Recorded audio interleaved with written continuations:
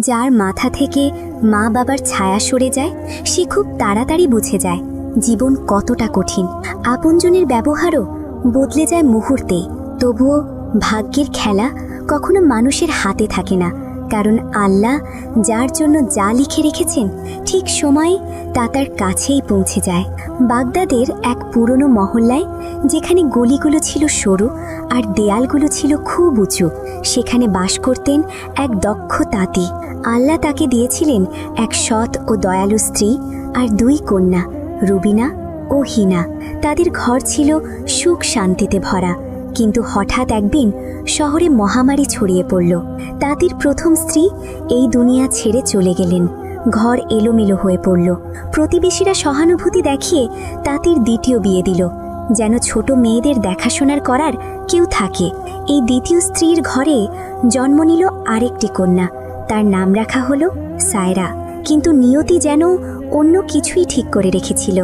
সায়রা তখনও খুব ছোট। ঠিক সেই সময় তার মাও ক্যান্সারে আক্রান্ত হয়ে মারা গেলেন। তাঁতি এই শোকে ভেঙে পড়েছিলেন। তবুও তিনটি এতিম মেয়ের কথা ভেবে তিনি হার মানলেন না। অনেক বছর ধরে তিনি একাই দিন রাত তাঁতের কাজ করে গেলেন। মহল্লার মানুষেরাও কঠিন সময়ে এই মেয়েদের পাশে দাঁড়িয়েছিল। সময় কেটে গেল। রুবিনা আর হিনা তখন 15-16 বছরের যুবতী হয়ে উঠল, আর ছোট্ট সায়রাও হয়ে উঠল 12 বছরের এক বুদ্ধিমতী মেয়ে। কিন্তু বছরের পর বছর কঠোর পরিশ্রম আর দুঃখ তাঁতিকে ভেতর থেকে দুর্বল করে দিয়েছিল। অবশেষে তিনি অসুস্থ হয়ে পড়লেন, আর একদিন নিজের মেয়েদের আল্লাহর ভরসায় রেখে এই দুনিয়া ছেড়ে চলে গেলেন। বাবার ছায়া সরে যেতেই রুবিনা আর হিনা, যারা এখন বড় হয়ে উঠেছে, ঘরের দায়িত্ব নিতে শুরু করলো।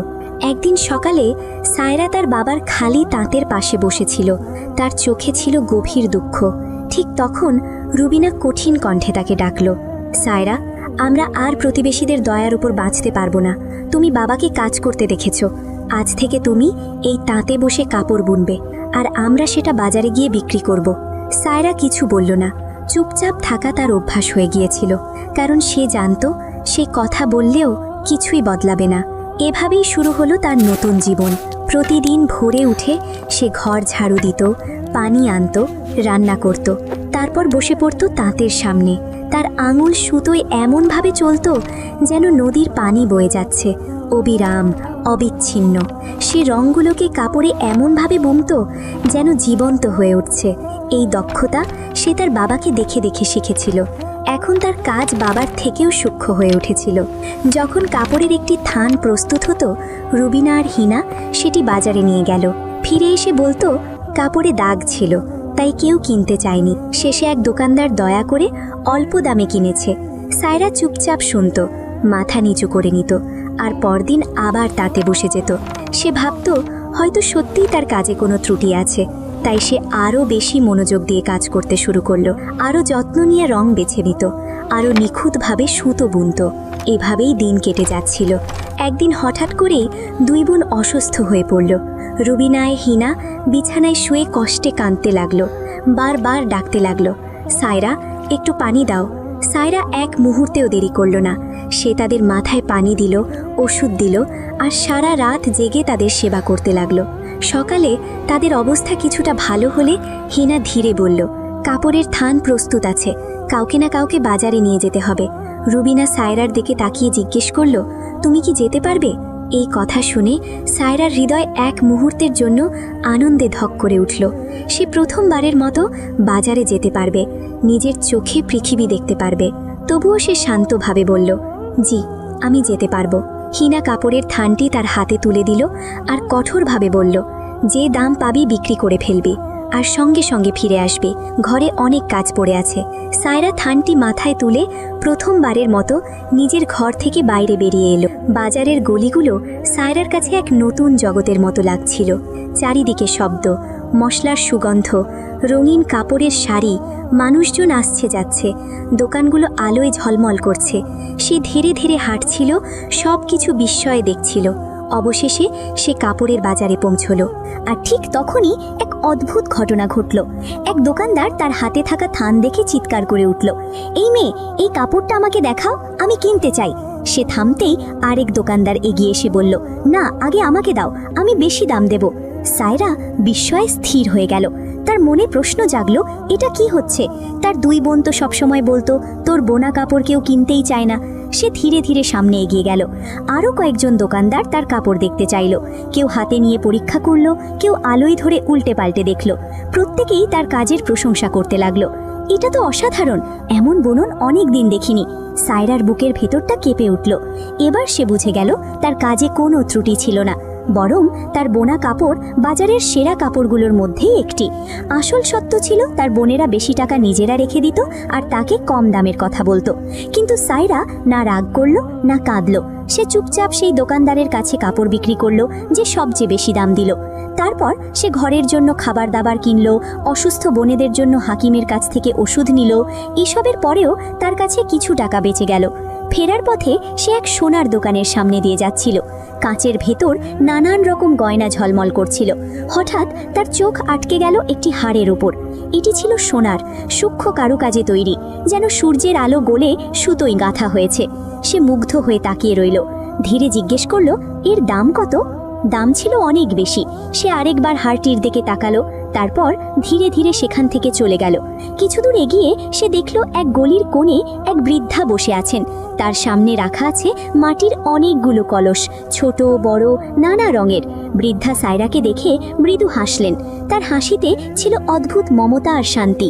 তিনি বললেন, মা, একটু দেখে যাও, এই কলসগুলো সাধারণ নয়। সায়রা একটি কলস হাতে নিল। এটি ছিল অসাধারণ রঙের রাঙানো, কিন্তু তার রঙে ছিল এক অদ্ভুত আকর্ষণ। সে দাম জিজ্ঞেস করলো। দাম অল্প হওয়ায় আর বেশি না ভেবে সেটি কিনে ফেলল। সোনার হার সে পেল না, কিন্তু এই মাটির কলস নিয়ে সে বাড়ি ফিরে এলো। বাড়ি ফিরে সে বোনেদের ওষুধ দিল, খাবার রান্না করলো আর কলসটি নিজের ঘরের এক কোণে রেখে দিল। রাতে যখন রুবিনা আর হিনা কলসটি দেখল, তারা বিরক্ত হয়ে বলল, এটা কেমন বাজে জিনিস এনেছিস? টাকা ছিল, কোনো দরকারি জিনিস আনতে পারতিস। সায়রা কিছু বলল না, চুপচাপ নিজের কাজে লেগে গেল। সেই রাতে বিছানায় শুয়ে তার চোখের সামনে বারবার ভেসে উঠছিল সেই সোনার হার। কত সুন্দর ছিল! ইস, যদি সে সেটা কিনতে পারত। এই ভাবনার মধ্যেই সে ঘুমিয়ে পড়ল। পরদিন সকালে ঘুম থেকে উঠে কলসির দিকে চোখ পড়তেই তার হৃদয়ে এক মুহূর্তের জন্য থেমে গেল। কলসির মুখে ঝুলছে একটি হার, ঠিক সেই সোনার হার যেটি সে গতকাল বাজারে দেখেছিল। সে বিস্ময়ে চোখ মুছল, আবার তাকালো। হারটি সত্যিই সেখানে ছিল। সে ধীরে ধীরে এগিয়ে গিয়ে তাকে স্পর্শ করল। এটি ছিল ঠান্ডা, ভারী ও খাঁটি সোনার, ঠিক একই কারুকাজ, একই জ্যোতি। সায়রা দ্রুত হারটি নিয়ে আলমারিতে লুকিয়ে রাখল, কারণ সে জানত যদি তার বোনেরা এটা দেখে তাহলে তারা হয় এটি ছিনিয়ে নেবে অথবা তার উপর চুরির অভিযোগ আনবে। কিছুদিন পর যখন আরেকটি কাপড় তৈরি হলো আর বোনেরা বাজারে গেল, সায়রা আলমারি খুলে হারটি বের করল। সে ধীরে ধীরে নিজের গলায় পড়ল। তারপর পুরনো আয়নার সামনে গিয়ে দাঁড়ালো। আয়নায় যে মেয়েটিকে সে দেখল, সে যেন নিজেকেই চিনতে পারল না। হারটির আলো তার মুখে পড়ছিল। তার মুখ যেন উজ্জ্বল হয়ে উঠেছিল, যেন কোনো অন্ধকার ঘরে হঠাৎ আলো ঢুকে পড়েছে। সে মৃদু করে হাসল। মনে হলো জীবনে এই প্রথমবার সে সত্যিই হাসল। কিন্তু বোনেরা ফিরে আসার আগেই সে দ্রুত হার খুলে আলমারিতে রেখে দিল। সেই রাতে সে ভাবতে ভাবতে ঘুমিয়ে পড়ল। ইস, যদি তার সুন্দর পোশাক আর জুতোও থাকতো। তার বোনেরা তো নিজেদের জন্য বাজার থেকে নতুন পোশাক আর জুতো নিয়ে আসে, কিন্তু তার জন্য কখনো কিছু আনে না। এই চিন্তা নিয়েই সে ঘুমিয়ে গেল। পরদিন সকালে সে দেখল কলসটির পাশে রাখা আছে একজোড়া সুন্দর জুতো, অত্যন্ত সূক্ষ্ম, মনোমুগ্ধকর, যেন শুধু তার জন্যই বানানো হয়েছে। সায়রা কিছুক্ষণ নিশ্চুপ বসে রইল। পরের রাতে সে মনে মনে একটি সম্পূর্ণ পোশাক কল্পনা করল, তার রং, তার নকশা। পরদিন সকালে ঘুম থেকে উঠে সে দেখল ঠিক সেই পোশাকটি কলসের পাশে রাখা আছে। এবার তার আর কোনো সন্দেহ রইল না, এই কলসটি সাধারণ কিছু নয়, এটি একটি জাদুকরী কলস। সে এই গোপন কথা নিজের হৃদয়ের ভেতরেই লুকিয়ে রাখল। ঠিক তখনই বাগদাদে একটা বড় খবর ছড়িয়ে গেল। শিগগিরই রাজপ্রাসাদে এক বিশাল দাওয়াতের আয়োজন করা হবে। ঘোষণা করা হলো শহরের সব মানুষ এই দাওয়াতে আসতে পারবে। এই খবর শুনে রুবিনা আর হিনার মুখ আনন্দে উজ্জ্বল হয়ে উঠল। তারা দ্রুত নিজেদের নতুন পোশাক বের করলো, গয়না বের করলো, চুলে তেল দিয়ে সাজতে শুরু করলো। তারা একে অপরকে বলছিল, এমন সুযোগ বারবার আসে না, রাজপ্রাসাদের দাওয়াত, আমাদের যেতেই হবে। কিন্তু সায়রার জন্য তারা ঘরের এক কোণে সুতোয়ের এক বড় স্তূপ ফেলে রেখে বলল, তুমি এখানে বসে সুতো গুছাতে থাকো, আমরা তাড়াতাড়ি ফিরে আসব। সায়রা আগের মতোই কিছু বলল না, চুপচাপ মাথা নিচু করে রইল। যখন দুই বোন ঘর থেকে বেরিয়ে গেল আর বাড়ি নিস্তব্ধ হয়ে পড়ল, তখন সায়রা ধীরে ধীরে উঠে দাঁড়ালো। প্রথমে সে ঘরের বাকি কাজগুলো শেষ করল, তারপর নিজের ঘরে গিয়ে আলমারি খুলল। সে সেই সুন্দর পোশাকটি বের করল যেটি জাদুকরি কলস তাকে দিয়েছিল। তারপর মা রেখে যাওয়া পায়েল পরল, সোনার হার গলায় দিল আর সেই নরম জুতোগুলো পায়ে পরল। ধীরে ধীরে সে নিজের চুল আঁচড়ালো, প্রতিটি গোছা সুন্দর করে সাজালো। সবকিছু পরিধান করার পর সে একটি গাঢ় কালো বোরকা গায়ে দিল, যেন বাইরে থেকে কেউ তাকে চিনতে না পারে। তারপর সে বাড়ি থেকে বেরিয়ে অন্য একটি পথ ধরে ধীরে ধীরে রাজপ্রাসাদের দিকে এগিয়ে গেল। প্রাসাদের ভেতর তখন এক অপূর্ব আসর বসেছে। মেঝেতে দামি কার্পেট বিছানো, চারদিকে সুগন্ধ ছড়িয়ে আছে, অসংখ্য প্রদীপ জ্বলছে। শহরের মানুষ দলে দলে আসছে। সায়রা ভেতরে ঢুকতেই দেখল নিচে বসার জায়গা প্রায় ভর্তি হয়ে গেছে। উপরে এক উঁচু আসনে রানী বসে আছেন, পুরো আসর পর্যবেক্ষণ করছেন। হঠাৎ রানীর দৃষ্টি পড়ল বোরকা পরা সায়রার ওপর। তিনি একজন দাসীকে ইশারা করে বললেন, ও মেয়েটিকে আমার কাছে নিয়ে আসো, নিচে জায়গা কম। দাসী সায়রাকে নিয়ে রানীর পাশে বসিয়ে দিল। রানী স্নেহ ভরা কণ্ঠে বললেন, মা, বোরকাটা সরিয়ে আরাম করে বসো। সায়রা একটু দ্বিধা করে বোরকা সরালো। তার মুখ দেখেই রানী কয়েক মুহূর্তের জন্য থমকে গেলেন। তার সরলতা, তার মর্যাদা, সবকিছুতেই ছিল এক অদ্ভুত আকর্ষণ। আসর চলতে লাগলো, মানুষ আসছে যাচ্ছে, কিন্তু রানীর চোখ বারবার সায়রার দিকেই ফিরে যাচ্ছিল। আসলে এই রাজকীয় দাওয়াত শুধুই আনন্দের জন্য ছিল না। রানী এই আসর আয়োজন করেছিলেন তার পুত্রের জন্য উপযুক্ত কনে খুঁজে বের করার উদ্দেশ্যে। আর প্রথম দেখাতেই তার মন সাক্ষ্য দিয়েছিল, হয়তো এই মেয়েটি সেই উপযুক্ত কনে। ওদিকে রুবিনা আর হিনাও আসরে উপস্থিত ছিল। হঠাৎ তাদের চোখ পড়ল রানীর পাশে বসা মেয়েটির ওপর। রুবিনা ধীরে বলল, ওটা তো একেবারে আমাদের সায়রার মতো লাগছে। হিনা সঙ্গে সঙ্গে বলল, অসম্ভব, সায়রা তো বাড়িতেই আছে, হয়তো রানীর কোনো পরিচিত। তারা বারবার তাকালো, কিন্তু বিশ্বাস করতে পারল না। এদিকে রানীর এক দাসী সায়রার কাছে এসে জিজ্ঞাসা করতে লাগলো, তুমি কোথা থেকে এসেছো, তোমার নাম কি? সায়রা বুঝতে পারল তার বোনেরা কাছেই আছে, যদি তারা তাকে চিনে ফেলে তাহলে বড় বিপদ হতে পারে। তার হৃদয় দ্রুত ধড়ফড় করতে লাগলো। ঠিক তখনই আরও কয়েকজন দাসী তার দিকে এগিয়ে আসতে লাগলো। সায়রা সুযোগ বুঝে ধীরে ধীরে উঠে দাঁড়ালো। তারপর ভিড়ের আড়াল দিয়ে নিঃশব্দে সেখান থেকে বেরিয়ে গেল। কিন্তু এটি তো প্রাসাদ, ঘরের মতো সহজ পথ নয়। রাস্তা ছিল জটিল, গোলক ধাঁধার মতো। সে দ্রুত একটি গলি ধরে ঢুকে পড়ল। দাসীরাও তার পেছনে আসছিল। দৌড়াতে দৌড়াতে সে পৌঁছে গেল প্রাসাদের আস্তাবলের কাছে। সেখানে রাজকীয় ঘোড়াগুলো বাঁধা ছিল। ঘোড়ার নিঃশ্বাস আর খড়ের গন্ধে মুহূর্তের জন্য সে থমকে গেল। তারপর দ্রুত একটি ঘোড়ার আড়ালে লুকিয়ে পড়ল। দাসীরা ভেতরে ঢুকে চারদিকে খুঁজল, কিন্তু তাকে দেখতে পেল না। সে নিঃশ্বাস বন্ধ করে স্থির হয়ে রইল। ঠিক তখনই একজন কর্মচারী ভেতরে ঢুকল ঘোড়াদের খাবার দিতে। সে একটি সরু গলি দিয়ে আসছিল। সায়রা সেই পথটি লক্ষ্য করল। যেই কর্মচারী কাজে ব্যস্ত হলো, সায়রা চুপচাপ সেই গলি দিয়ে বেরিয়ে গেল আর দ্রুত বাড়ির পথে রওনা হলো। বাড়ি ফিরে সে দ্রুত পোশাক বদলে ফেলল, হার আর জুতো আলমারিতে রেখে দিল আর আগের মতো সাধারণ কাপড় পরে সুতো গুছাতে বসে গেল। রাতে যখন দুই বোন ফিরে এলো, তারা আগের মতোই তাকে কিছু কথা শোনালো, তারপর ঘুমিয়ে পড়ল। পরদিন সকালে রাজপ্রাসাদের আস্তাবলে একটা অদ্ভুত ঘটনা ঘটল। রাজপুত্র শিকারে যাওয়ার প্রস্তুতি নিচ্ছিলেন। ঘোড়া দেখতে এসে তিনি দেখলেন একটি ঘোড়া বারবার পা তুলছে, পানি খাচ্ছে না। তিনি নিচে তাকিয়ে দেখলেন মাটিতে কিছু একটা ঝলমল করছে। তিনি সেটি তুলে নিলেন। এটি ছিল একটি রূপার পায়েল, অত্যন্ত সূক্ষ্ম ও সুন্দর। তিনি তা দেখে বললেন, এই পায়েলের মালিক যেই মেয়ে, আমি তাকেই বিয়ে করব। তার বন্ধু বলল, এ বিষয়টি রানীকে জানানো উচিত। রাজপুত্র রানীর কাছে গেলেন। রানী পায়েলটি দেখে সঙ্গে সঙ্গে আগের রাতের সেই মেয়েটির কথা মনে পড়ল। তিনি দাসীদের ডাকলেন। তারা বলল, হ্যাঁ, এই পায়েল আমরা সেই মেয়ের পায়ে দেখেছিলাম যে আপনার পাশে বসেছিল। রানী সঙ্গে সঙ্গে আদেশ দিলেন, পুরো শহরে যাও, প্রতিটি বাড়িতে গিয়ে সব মেয়েদের পায়ে এই পায়েল পরিয়ে দেখো। যার পায়ে ঠিক মতো বসবে তাকে আমার কাছে নিয়ে আসবে। দাসীরা এক বাড়ি থেকে আরেক বাড়ি ঘুরতে লাগলো। অবশেষে তারা পৌঁছলো সায়রাদের বাড়িতে। রুবিনা ও হিনা চেষ্টা করলো, কিন্তু পায়েল তাদের পায়ে ঢুকল না। তারপর দাসী বলল, এই মেয়েটিকে বসতে বলো। সায়রা চুপচাপ বসে পড়ল। দাসী তার পায়ে পায়েল পরালো। এটি একেবারে নিখুঁতভাবে বসে গেল, না ঢিলা না টাইট, ঠিক যেন তার জন্যেই বানানো। সবাই বিস্ময়ে তাকিয়ে রইল।